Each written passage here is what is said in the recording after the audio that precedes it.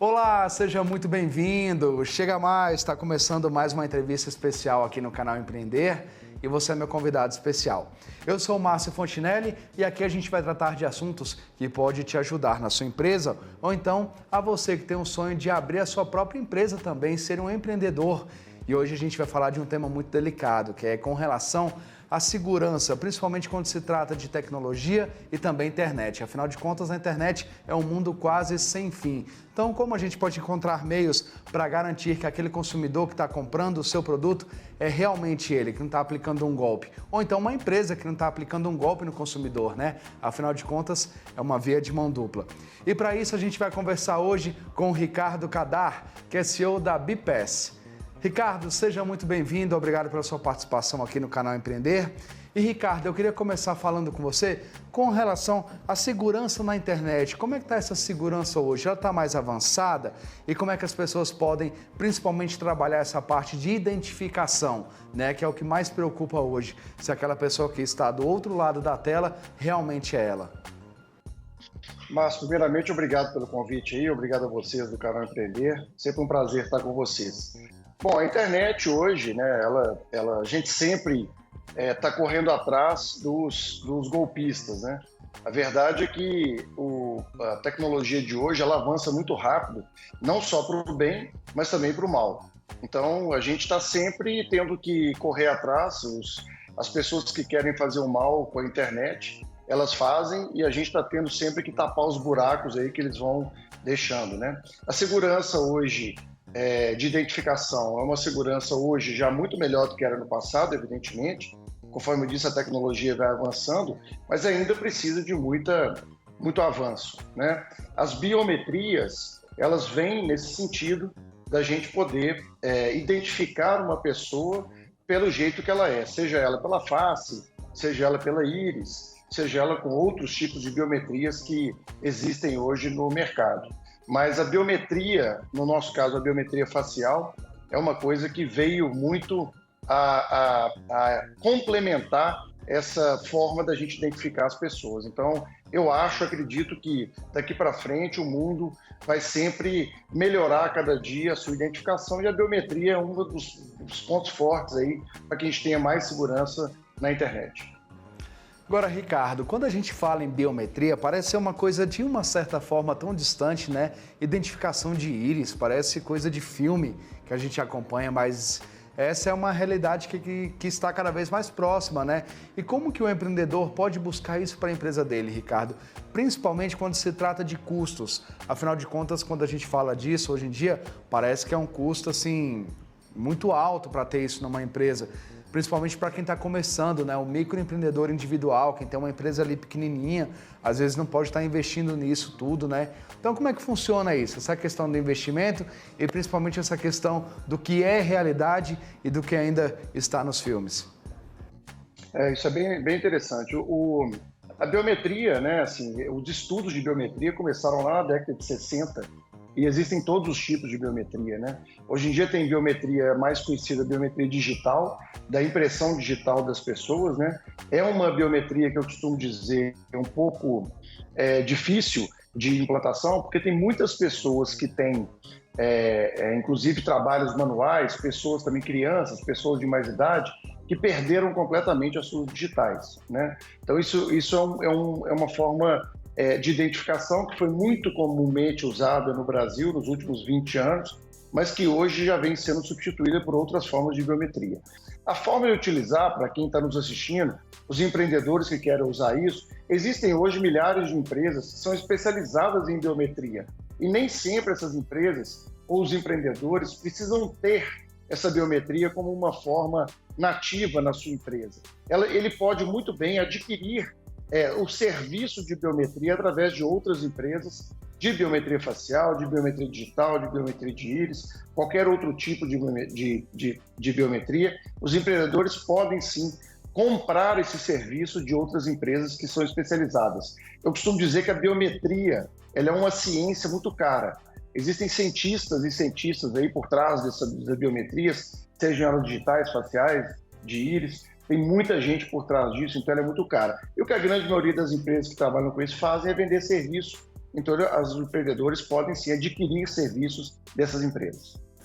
Ricardo, aí no caso, quando ela compra a tecnologia, como é que fica a segurança desses dados? Afinal de contas, a empresa vai captar o dado do cliente, vai repassar para uma terceira pessoa, né, que no caso é outra empresa que vai cuidar da biometria, e a gente não pode esquecer que tem principalmente a questão da Lei Geral de Proteção de Dados, né? Então, como é que o dono de uma empresa pode ficar um pouco mais tranquilo com essa relação de captar as informações do cliente, repassar para essa outra empresa e ter aí dentro o respeito na questão da lei de proteção de dados e também com relação à segurança do cliente para isso, para desenvolver essa parte?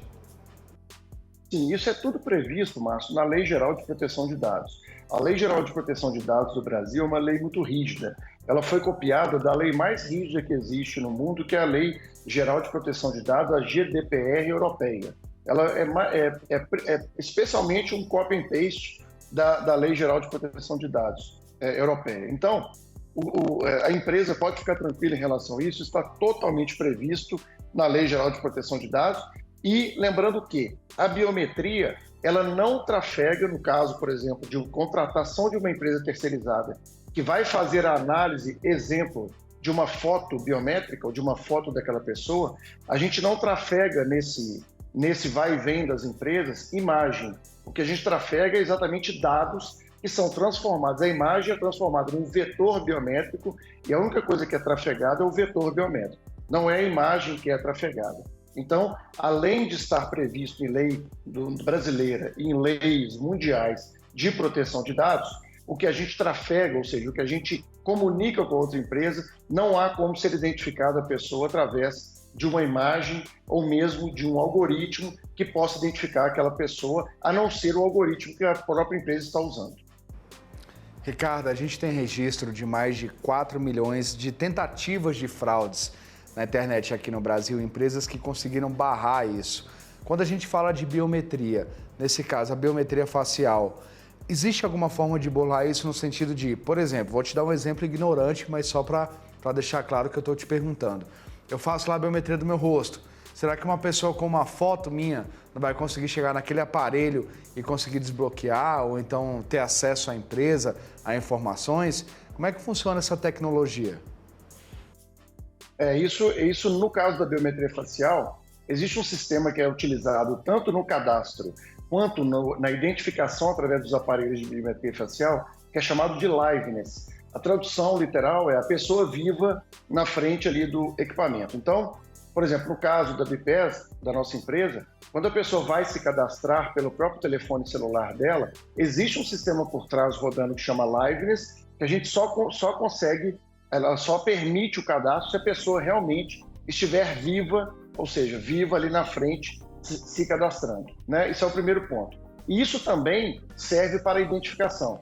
Todos os aparelhos hoje, sejam eles de biometria facial, de biometria digital, eles têm esse liveness, onde eles permitem somente que a pessoa viva na frente do equipamento e que possa, por exemplo, ter acesso a algum lugar, né? Então, isso é uma tecnologia muito difundida, já totalmente comprovada hoje no mercado mundial, então ela é muito segura em relação a isso. É muito raro acontecer um caso, eu não vou falar que é impossível, né, mas é muito raro acontecer um caso onde a gente consiga burlar o sistema de liveness de alguma empresa que tenha os seus algoritmos de biometria faciais corretamente aplicados. Então, isso é quase impossível, não vou falar que é impossível, mas é quase impossível de acontecer. Ricardo, para quem não acompanha tanto essa tecnologia, que não entende essa parte mais técnica dessa tecnologia, existe uma forma de você explicar isso de forma mais clara? Como é que funciona o algoritmo dessa tecnologia da biometria facial, no caso? E como é que, por exemplo, uma pessoa que é parecida com a outra, como é que a máquina não vai se confundir com relação a isso? Entendeu? Então, por exemplo, às vezes eu tenho uma pessoa que eu sou muito parecido e eu vou lá e, sei lá, a máquina não vai entender que é aquela pessoa. Então, tem uma forma de explicar isso de forma mais clara, mais simples, para entender como é que funciona esse algoritmo? Sim, é muito simples de todo mundo entender. O que a biometria facial faz é, na hora do cadastramento, ela detecta pontos do rosto que são comuns. Por exemplo, distância desse osso aqui da face para a ponta do nariz, distância entre olhos. distância dessa parte central para os olhos, distância para o início da boca, para o queixo. Então ela mede, o que os algoritmos fazem é medir essas distâncias e transformar essas distâncias num vetor biométrico. Então, qualquer pessoa do mundo, seja ela inclusive um gêmeo univitelino, um gêmeo que é completamente igual ao outro gêmeo, ele tem certa diferença nessas distâncias. Então, como a gente fala, os algoritmos de biometria facial, o que eles fazem são medir essas distâncias e transformar essas distâncias num vetor biométrico, que nada mais é do que um string de números 1 e número 0, para que a gente consiga, então, identificar aquela pessoa. Isso não muda ao longo do tempo, né? Conforme eu disse, a pessoa, depois que vira adulta, essa distância entre os olhos, entre a boca, entre o nariz, a não ser, evidentemente, que ela faça uma plástica, isso não muda de maneira nenhuma. Ela pode crescer com isso, que vai estar do mesmo jeito. E nada evita, e não evita também que a pessoa tenha barba, tenha bigode, tenha cabelo curto, cabelo longo. Nada disso impede que o algoritmo faça as mesmas medições. Então, no caso da biometria facial, é isso que é lido pelo equipamento. Na hora de se cadastrar, é cadastrada a pessoa fazendo essas medições dos pontos nodais, que a gente chama. São em torno de 80 pontos que são feitos no rosto de cada pessoa, e na hora da leitura é feita essa comparação entre aqueles pontos, né? Então, é uma biometria, especialmente a facial, de muita inclusão e muito bem desenvolvida no mundo todo, que a taxa de erro é muito pequena. Ou seja, se eu estou de barba, mas se eu retirar a barba, ainda assim o equipamento consegue fazer a leitura correta disso, né? Totalmente correta. Você pode estar de barba, você pode estar com cabelo longo, cabelo curto, com bigode, sem bigode, da forma que você estiver, o equipamento consegue sim fazer essa leitura facial. É importante, Márcio, a gente diferenciar aqui, acho que vale a pena para os telespectadores aí a gente diferenciar o que é a biometria facial de vigilância para o que é a biometria facial de acesso, por exemplo, né, que é uma coisa importante. Está havendo uma discussão muito grande no mundo em relação à biometria facial de vigilância. São Francisco, a cidade lá nos Estados Unidos, São Francisco, foi a primeira cidade do mundo a banir o reconhecimento facial para fim de vigilância. Por quê? Para fim de vigilância, a pessoa que está passando numa rua, por exemplo, e tem uma câmera no poste sendo detectado se aquela pessoa é ela mesma, ela pode ter algum erro em relação a ela estar olhando para o lado, olhando para baixo, boné, etc. Então ela não consegue detectar a quantidade de pontos que ela precisa detectar. Então, por isso, está sendo muito discutida a biometria facial para fins de vigilância. Mas para fins de acesso, como é o caso da BPS, como é o caso de outras empresas que fazem, isso é uma coisa muito tranquila, porque a pessoa tem que se posicionar na frente do equipamento para poder ser reconhecida. Então, a taxa de erro na pessoa que quer ser reconhecida e se posicionar, ela é infinitamente menor do que para vigilância. Ricardo, eu vou te pedir licença rapidinho só para a gente fazer um intervalo. A entrevista especial volta já.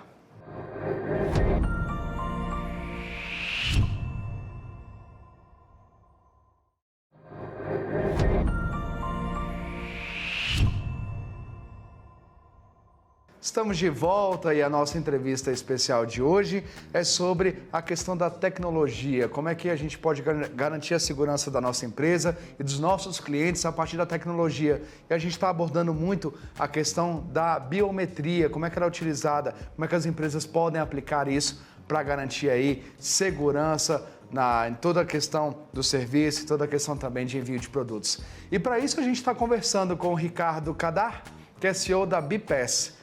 Ricardo, qual é a maior dificuldade de quem quer aplicar uma tecnologia como essa na empresa? Sem dúvida é achar um estudo de caso, né? Assim, para que ele vai aplicar essa tecnologia? Para qual é a finalidade, né? Conforme nós dissemos aí no bloco anterior, a LGPD hoje, a Lei Geral de Proteção de Dados, ela limita bastante o uso da tecnologia, seja ela não somente biometria, mas dados da pessoa como um todo, para uma finalidade específica. Então, a empresa que quer utilizar a biometria, seja ela facial, biometria digital, para um certo fim, ela tem que ter muito na mente dela para qual finalidade ela vai usar.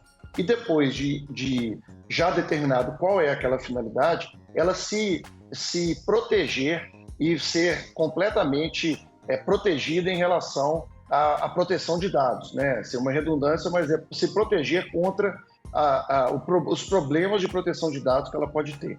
Hoje, isso é uma questão muito importante no Brasil. A lei de 2018, ela foi muito rígida, conforme eu disse, as multas são muito altas, então todo mundo que for trabalhar com dados de alguém, especialmente dados sensíveis, como é o caso de uma biometria facial, mesmo da foto daquela pessoa, tem que sim tomar cuidado em relação à Lei Geral de Proteção de Dados, porque qualquer vazamento de informação que seja por negligência da empresa pode sim ser aplicada uma multa muito grande.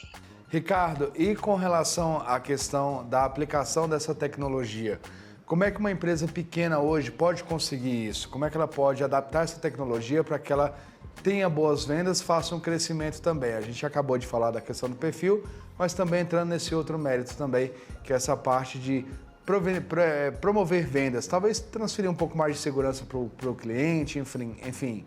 Como é que você vê essa questão? Sem dúvida. Eu acho que as empresas que estão se iniciando agora nesse mercado, o mercado de biometria especialmente, conforme eu disse, tem que saber para qual é o fim.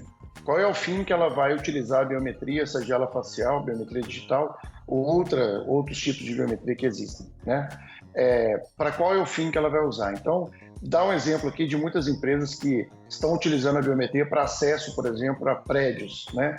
Não só prédios comerciais, como prédios residenciais também. Existem hoje vários equipamentos, empresas enormes, chinesas, americanas, europeias, que produzem equipamentos de biometria facial e que podem ser usados para poder fazer um cadastro prévio daquela pessoa e poder ter acesso, por exemplo, a um prédio, né, conforme diz, prédio comercial, prédio residencial. Além disso, essa parte de perfil também é uma parte muito interessante, que existem hoje algumas situações e existem algumas iniciativas hoje de pagamentos com biometria facial. A própria Lojas Renner, se não me engano, está fazendo pagamento com biometria facial, está tentando utilizar para biometria, C&A também. Existem algumas empresas querendo partir para isso, porque a pessoa pode simplesmente sair de casa sem carteira, sem celular, sem absolutamente nada e mesmo assim conseguir fazer a compra dela. Então, várias empresas estão surgindo nesse mercado, várias finalidades da biometria estão surgindo nesse mercado enorme, como eu disse, de biometria facial, e eu acho que o mercado está aí para que todo mundo possa aproveitar dessa grande oportunidade que é a biometria, que não só no Brasil, como no mundo todo, está crescendo muito. Justamente nesse ponto que eu quero entrar, como é que está essa tecnologia no Brasil? Como é que hoje está sendo aplicado isso? E a gente está muito atrás de países desenvolvidos ou a gente está no caminho certo e está com um crescimento bom? Não, a gente está no caminho bom. Claro que por falta de investimento, né? A maioria das empresas, por exemplo, que trabalham com esses algoritmos de biometria são empresas estrangeiras. Nós temos poucas empresas no Brasil que fazem investimento nesse tipo de tecnologia, mas nós estamos no caminho bom. Para a finalidade de uso, eu acho que nós estamos muito bem. Nós hoje temos os aeroportos brasileiros, todos eles com a capacidade de fazer embarques com biometria facial. O próprio aeroporto de Congonhas, em São Paulo, e Santos Dumont, no Rio de Janeiro, já fazem isso. A ponte aérea pode ser feita totalmente com biometria, sem mostrar bilhete, tanto na entrada da sala de embarque quanto na entrada do avião, toda ela por biometria. Nós temos o estádio de futebol Allianz Parque, que é feito lá pela nossa empresa, que foi o primeiro estádio do mundo a ter 100% da entrada feita por biometria facial. Então, acho que nesse ponto nós estamos bem, o Brasil está bem representado em termos de empresas que podem ter a tecnologia. A única falha é o investimento nos algoritmos de biometria facial, que a gente ainda tem que utilizar em empresas estrangeiras. Mas em termos de finalidade de uso, eu acho que a gente está muito bem avançado em relação ao mundo, mesmo porque o Brasil tem uma lei hoje que regula muito bem o uso da biometria. Em outros países isso ainda está em bastante discussão.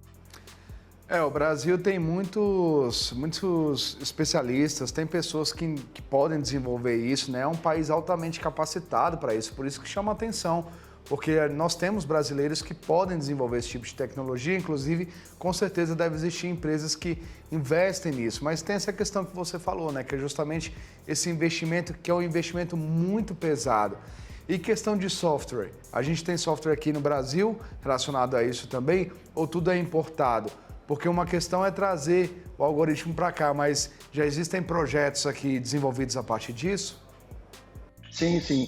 Em relação ao software, né, o Brasil também é muito bem posicionado, nós temos uma mão de obra bastante qualificada em relação ao software. Claro que não na mesma quantidade que outros países, como os países asiáticos, mesmo os Estados Unidos têm, né? A produção de desenvolvedores de software nos Estados Unidos e nesses países asiáticos é muito grande, né? A quantidade de cursos e faculdades e universidades que tem de desenvolvimento de software é muito, muito grande em relação ao Brasil. A gente costuma dizer que no Brasil existe uma falta de mão de obra de desenvolvimento, todas as empresas que trabalham com tecnologia sofrem disso, né? Sofrem desse mal, dessa falta de mão de obra. Se não me engano, na última pesquisa eram 60 mil postos de trabalho de déficit que o Brasil tinha por ano, né? Que precisava formar pessoas e não forma por conta da falta de investimento em cursos desse tipo. Mas em relação à produção de software, isso sim, eu acho que nós estamos bem aí em relação ao mundo todo. A gente utiliza as mesmas linguagens que o mundo todo utiliza, e hoje com a internet, né, e com tudo que o mundo globalizado que a gente consegue ter acesso muito fácil a tudo que está acontecendo no mundo e a linguagem que é utilizada no mundo. Então, em relação ao software, nós não temos problema. O problema é, sim, muito mais de formação de pessoas que possam suprir a necessidade que o mercado brasileiro tem de desenvolvedores de software, que é muito grande. Com relação ao mercado, só para a gente poder reforçar, hoje é mais viável uma empresa pagar essa tecnologia, pagar uma empresa para cuidar disso para ela? Como é que está, nesse caso, com relação a valores? Como é que isso impacta numa empresa? Assim, eu acredito, Márcio, que hoje uma empresa que está começando, e mesmo as empresas que estão no mercado há muito tempo, especialmente, por exemplo, bancos, vamos pegar o exemplo de bancos. Os bancos hoje pagam, apesar de todo o dinheiro que tem, pagam hoje empresas para fazer o serviço terceirizado para eles de biometria facial dos seus clientes, né? Hoje todos nós que já abrimos uma conta digital em algum banco, sabemos que hoje a conta digital é feita toda pelo próprio telefone celular, utilizando, em uma das ferramentas de utilização é a biometria facial, por exemplo. Então, apesar dos bancos terem todo o dinheiro do mundo, né, eles têm, sim, essa especialidade de biometria que é terceirizada para outras empresas, porque são empresas especialistas. E aí, no caso dessas empresas que terceirizam esse tipo de serviço, a gente tem que sempre reforçar, né? Como é que funciona o quadro de segurança dessa empresa. Está lidando com informação de milhões de pessoas. Você até citou um pouco antes que muita gente vai começar a utilizar isso até para pagar a conta. É só você levantar ali a câmera, vai aparecer o rosto da pessoa e o banco vai autorizar esse tipo de pagamento. Além desse desafio, Ricardo, da Lei Geral de Proteção de Dados, o que mais um empreendedor que vai contratar uma empresa que faz esse tipo de trabalho de biometria, como é que ele pode se certificar de que essa empresa é uma empresa válida, é uma empresa que está certa no mercado e que ele não vai ter problemas ali na frente? Porque a gente tem que lembrar que caso aconteça alguma coisa, ele vai responder de forma solidária, né? Sem dúvida. O mais importante, no meu ponto de vista, para quem vai trabalhar com dados sensíveis, é buscar dessa empresa ou procurar saber dessa empresa como é feita a questão de proteção de dados que ela tem. Hoje em dia, a Agência Nacional de Proteção de Dados, na verdade chama Autoridade Nacional de Proteção de Dados, a ANPD, ela tem uma série de regras que a empresa tem que seguir quando ela trata dados, sejam eles dados normais ou dados sensíveis do indivíduo ou do cidadão brasileiro.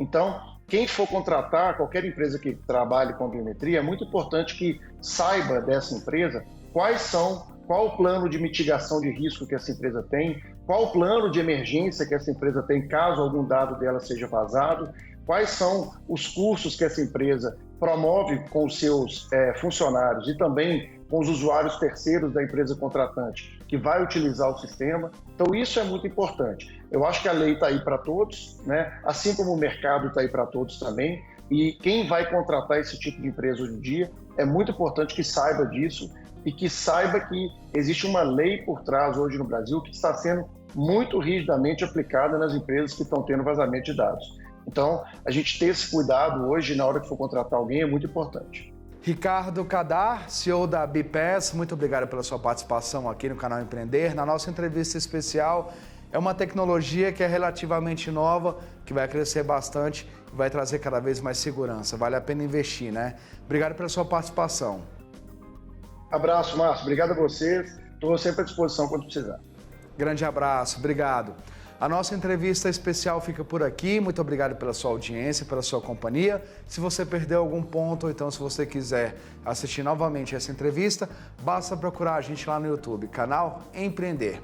A gente se encontra, canal Empreender. Assistir já é um bom negócio. Tchau.